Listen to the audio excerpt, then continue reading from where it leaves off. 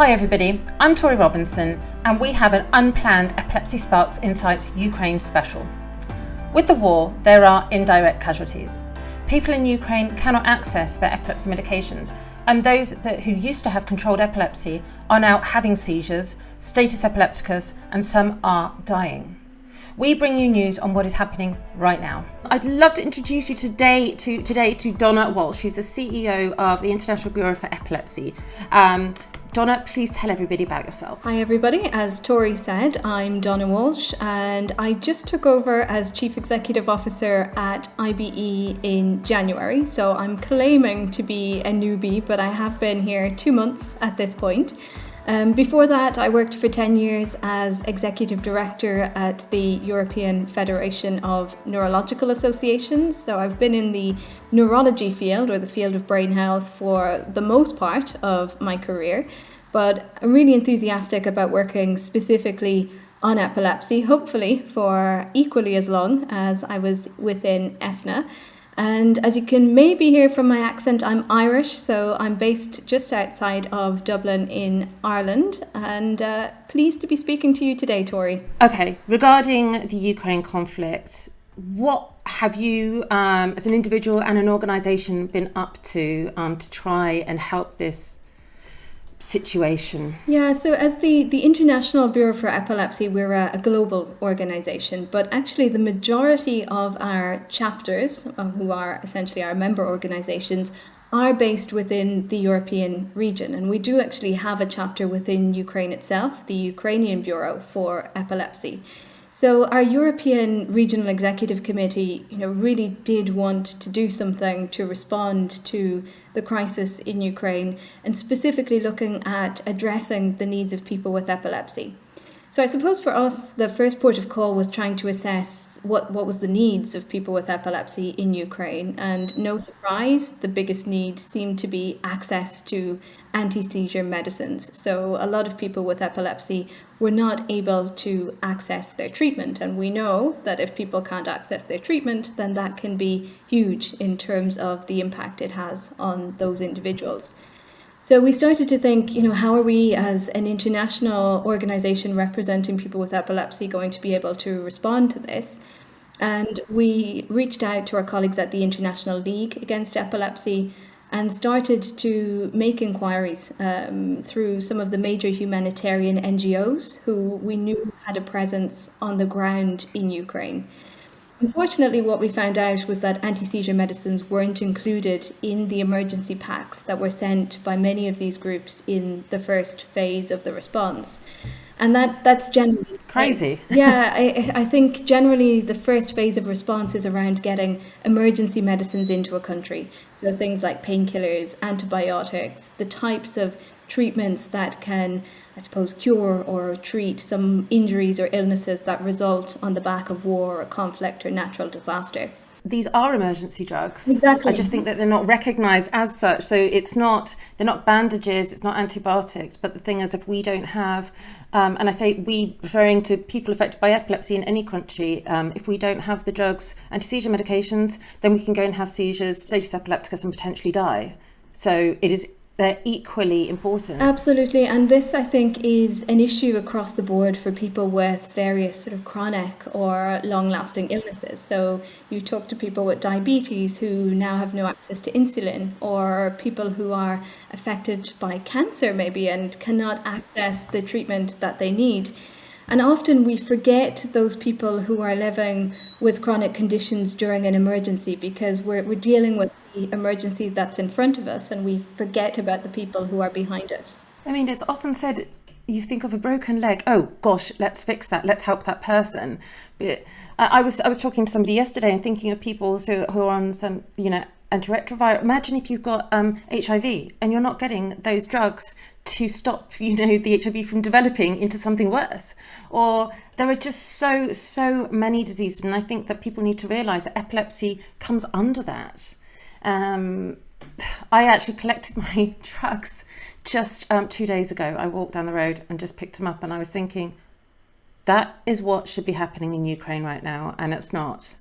And the fact that people who do have access to drugs, some people are sharing them I know that that's the case. Or speaking to somebody yesterday, they're only able to give people, say, like a week, 2 weeks worth of drugs rather than a month or 2 months, because there just aren't enough drugs there at the moment. That's absolutely the case, and we know we've had a number of conversations with some of the large pharmaceutical companies who produce some of the anti-seizure medicines that are used most commonly in Ukraine, and we know from the neurologists and the doctors in Ukraine what it is that people actually need. So it's not as if we don't know what is required. We know what is required. The problem is trying to get that into the country. Part of this is a regulatory issue. We need to get the regulatory approval to get the drugs shipped. Part of it is a logistical issue. So the drugs maybe get as far as the border and then they're stuck because we need to ensure that there's a military convoy perhaps to take those drugs across the border. Then when they get across the border, where do they go? Because a lot of hospitals now are out of operation. A lot of doctors are seeing their patients underground. Some of the contacts and connections we've had in Ukraine have left the country and have got themselves to safety. So it's a really complex picture that is unfolding, and people have been really creative. People have been really innovative in finding new channels and new ways to get medicines and supplies into the country. But longer term, we need to start thinking about how we do this in a more structured way and also a sustainable way, because the crisis is not going to be over tomorrow. This is going to be a long-term challenge.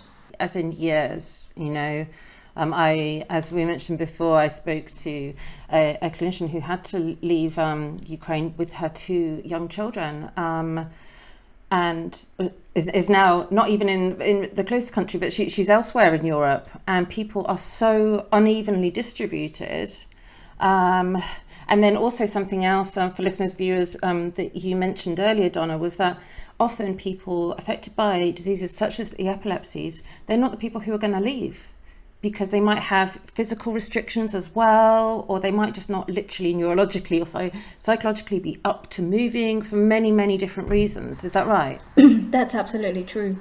So what we're hearing from some of the camps or the structures that have been created at the borders is that a lot of the refugees or the people who are fleeing are generally healthy people who can walk long distances, who can get themselves out of the country. And as you say, people who are just not equipped because of the illness that they live with or other factors that they face are left behind. And we need to start thinking about not just how we address the needs of those refugees who are coming out of Ukraine, but how we can continue to get not just medicines into Ukraine, but continue to provide ongoing services and supports. We were talking earlier about the fact that a lot of people with epilepsy will have comorbid psychological or mental health issues.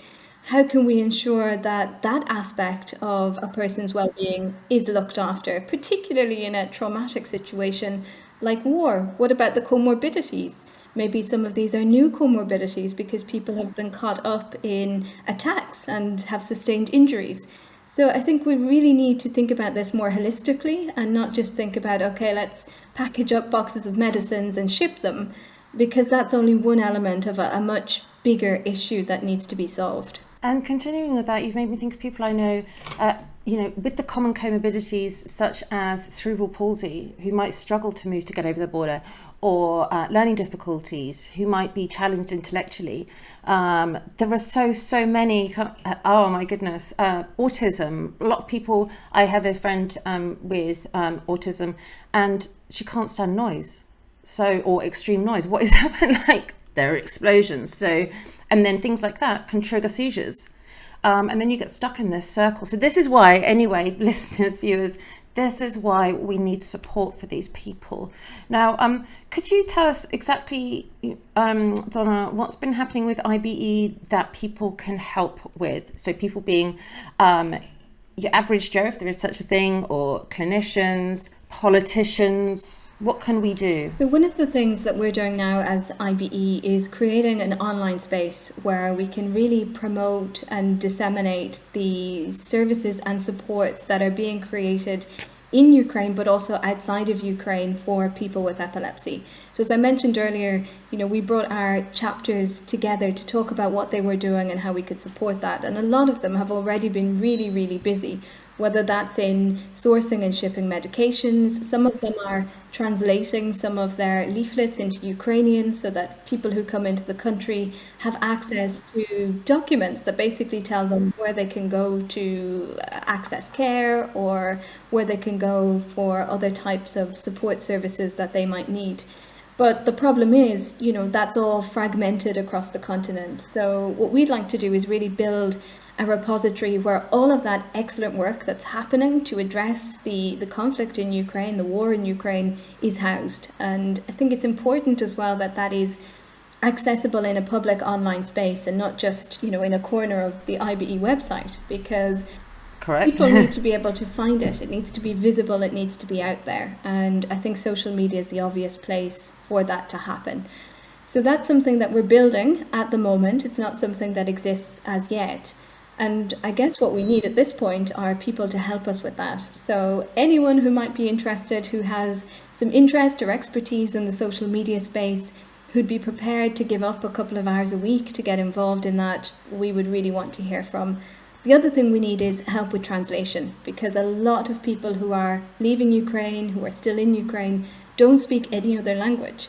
So unless we can actually make this available in Ukrainian, then it's not going to reach everybody we need it to reach. And so if there's people out there who speak the language, who want to get involved, then we'd be really eager to hear from people who have those kinds of skills and to work with us on building out our response. That's brilliant to hear, because so many of us want to do something, but we're not sure how to do it. Especially those of us who are, physically restricted for whatever reason, if we've got an illness of our own, but just knowing that we can, if we donate just a couple of hours, and I mean, let's face it, loads of people spend time on social media anyway, and are little experts of their own. So I think this is a great opportunity for people to get involved. And what about people who have experience in medicine, for instance? Is there anything they can do? I think that would be really useful, because what we're likely to get are queries from people with epilepsy. Maybe they can't access their current treatment, but something else is available, and they may want to know, is it safe for them to change medicines?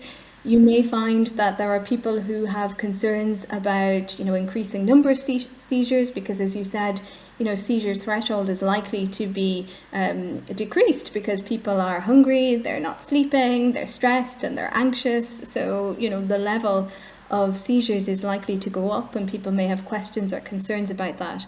So I think for us, it would be great if there were people who had a sort of medical knowledge who might be prepared to help us when we get those sorts of questions or comments via the social media pages, to be able to direct people in the right way. And, we don't necessarily want to give people a consultation via Facebook, but if there is information and resources that we can provide to just reassure people, to let them know that we're there, to let them know that we understand, then I think that's really important. And coming from a health professional, I think it brings more gravitas than, some part-time social media officer providing responses to these types of queries. Indeed. And also for people who are social media fans, you are online. I was trying to think of a polite word. Fans is okay.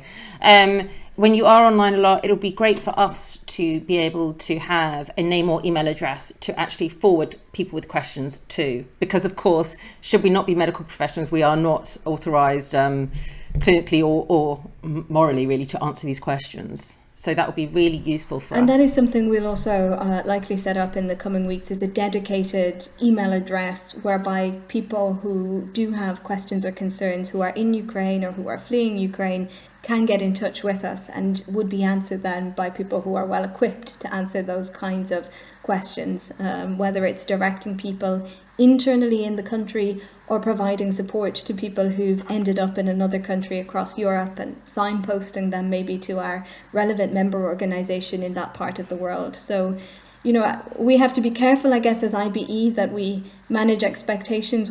Even though we're a global organisation, we're a tiny, tiny team of, one full-time person, a couple of part-time people. So it is important that, we do things that we can do well and not sort of overextend our reach and maybe try to do too much and people are disappointed with the type of service or response that we can provide. Of course, we need to manage expectations. And I'm just thinking about, because what's been wonderful about, one of the very few wonderful things about the current situation is that, there are people around the world who want to help in some way. So whether you're based in New Zealand, Australia, Egypt, Colombia, Florida, whatever, or Canada, you can, if you are able to translate, brilliant. If you're able to help on social media, brilliant. We can really, really use your help. And as you said, Donna, just a couple of hours a week would be amazing. That's it. And I think what this crisis has shown is the solidarity, particularly amongst the epilepsy community in Europe, but also beyond. As you said, we had a meeting recently for our European chapters, but we also had participants from Canada, from Chile, from Malawi. So it is a community that has come together in response to this. The chapters, the individuals, they want to do something to help. And I think it's galvanized us in terms of, creating a sort of solidarity with others with epilepsy who are maybe in a less fortunate situation. And I hope that this is a learning for us going forward, because there's always a conflict somewhere in the world. There's always a crisis somewhere in the world. There's always a natural disaster. And people with epilepsy are a vulnerable group who can get caught up in that. And I think what we learn from this response in Ukraine is something that we can take forward and apply ongoingly in our work around access to treatment. I mean, if we can donate now, why can't we donate to people in other parts of the world who don't have access to care? Or if we can give virtual consultations to people who cannot leave their homes, why can't we do that in other parts of the world where people live in remote rural communities? So for me, I think, this is a terrible, terrible situation, but from crisis perhaps comes opportunity for us as a community. And I would like to see those lessons taken forward and used ongoingly. I couldn't say it better. I completely agree. So thank you for listening, viewing, everybody. If people want to get hold of you, how do they do so, Donna? Shall I provide the email and website below? Yeah, so people can email me directly at Donna Walsh at ibe-epilepsy.org. And they can also, Google International Bureau for Epilepsy and you'll find us. And all of our contact details are there. We're active across the social media platforms as well. And we'd be really happy for people to get in touch and help us out on this in whatever capacity. We're always eager for volunteers, and certainly at this point we really need the help. To help save the lives of the people in Ukraine, please put pressure on your politicians and pharma companies. Tell them that Ukraine, just a few hours travel from us, needs anti-seizure medications yesterday and that they must provide them. See links to people in the recording in the text below and on the website torierobinson.com/epilepsy-sparks insights. Thank you.